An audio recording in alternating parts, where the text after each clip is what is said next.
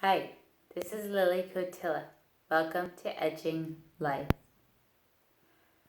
We all spend time in our minds thinking about various things.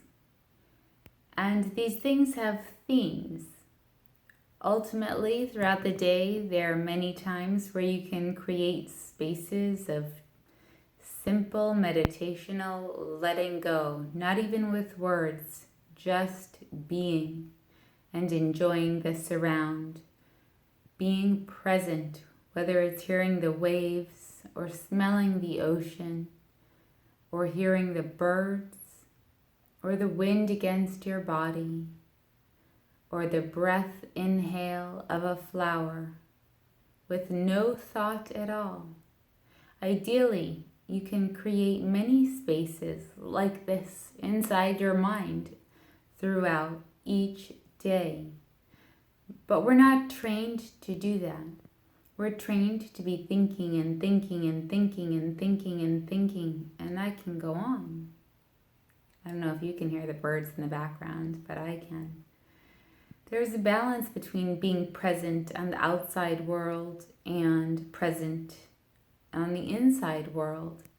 And if we look at our brains and our minds, similar to a pie with, let's say, 12 wedges, we get into patterns or thinking habits or internal foci on one wedge of that pie, that mental pie, if you will, or 2 wedges or 3 wedges. And we either ruminate on particular concepts within those wedges, or just by default, we go back to thinking or processing or just being in that space of one of those wedges. An example, thinking about addiction, thinking about not being able to sleep, thinking about boyfriend-related, girlfriend-related stuff, thinking about business and problems related to business, financial stressors. Most of the time, we occupy our minds with negative, repetitive, non-solution based, like hamster in one of those wheels, running over and over and over and over again. And next thing you know, you're 100 years old, and what have you spent your internal thought processes and existence really focused on?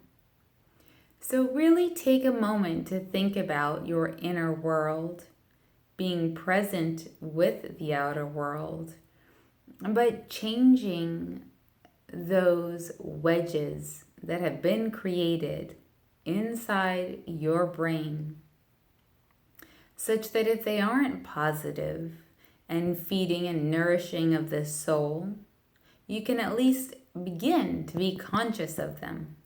Change takes place in 4 quadrants. First, you have to have the awareness that a change is important to make. This second quadrant involves doing the same thing, not changing, but realizing right after the fact, oh, I did it again. There it was.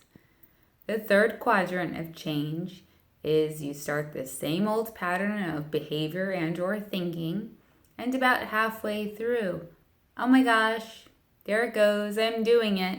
See, the realization starts backing up in time. And then the 4th quadrant of change is right before you even talk what you're about to talk or say what you're about to say, or in the case of thinking, I guess it's a little different with thinking, but you have the awareness and you don't go there. You don't go down that path. You literally switch directions of whatever it was you were going to say or whatever wedge of thought you were about to start entertaining. And this takes practice. It takes, like I said, the 4 box change of awareness, first of all, that there is something that you would like to transform and be different. And then it takes finding new wedges of the pie in which you would like to focus, whether it's nature or reading about particular things that interest you, whether it's about picking up a craft like sewing or crochet or dribbling a ball around outside in your backyard, or just taking 10 minutes to breathe and feel the sun against your body. Breaking out of patterns and habits is difficult, but it can be done. You just have to have the conscious awareness, and then you have to have a roadmap of your internal mind of how to redirect and or balance out some of the negativity if you're stuck in negative thinking patterns with positive thinking patterns, whether related content or not. These grooves get in our brain. We have gyri, sulcus, and just neurological pathways that are so familiarized, like taking the same route to work over and over and over again. You have to really consciously take some time and even research online new ways and angles of thinking about things. And as a result, your mood will change, your physiology will change, your reactions to external stimuli will change. You will transform your life based on the power of your thinking and the focus of where you choose to place your awareness. So, 3.14, pie. Change the way the flavors taste within.